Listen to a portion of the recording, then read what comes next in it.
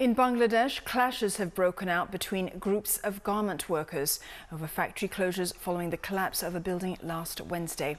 Now, some want to resume work, while others say the closure should continue to allow workers to mourn, as well as recover dead bodies. More than 380 people have been killed in the country's worst industrial disaster.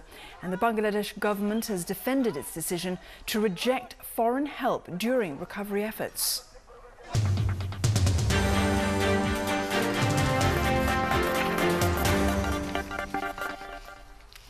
Malaysian Prime Minister Najib Razak has questioned the opposition's ability to govern. Now, he says in the past 5 years, the Pakatan Rakyat has only implemented 15% of the promises it made in its 2008 manifesto.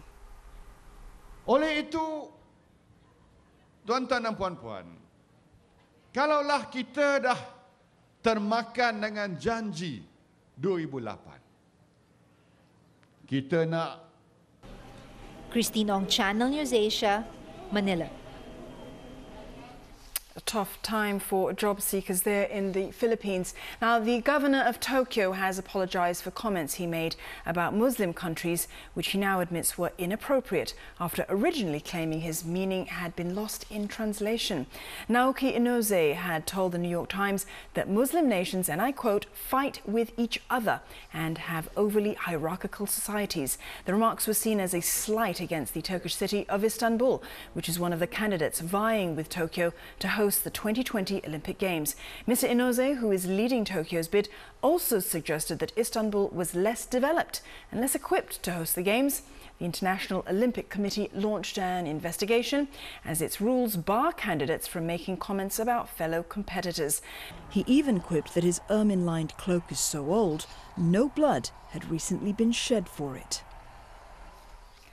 And that's all the time we have. Thanks for joining me on News Pulse. I'll be back in half an hour with more news. In the meantime, you can follow us on channelnewsasia.com, Facebook and Twitter as well. Headlines are next.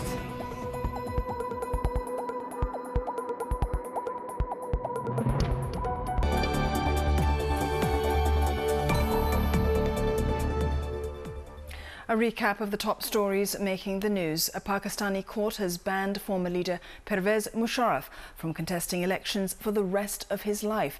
He has also been put under house arrest for 14 days. Now, this means he will be under lock and key during Pakistan's general elections on May 11th.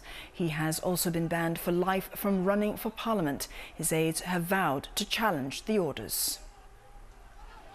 In Bangladesh, clashes have broken out between groups of garment workers over factory closures following the collapse of a building last Wednesday. Some want to resume work, while others say the closure should continue to allow workers to mourn, as well as recover dead bodies. More than 380 people were killed in the country's worst industrial disaster.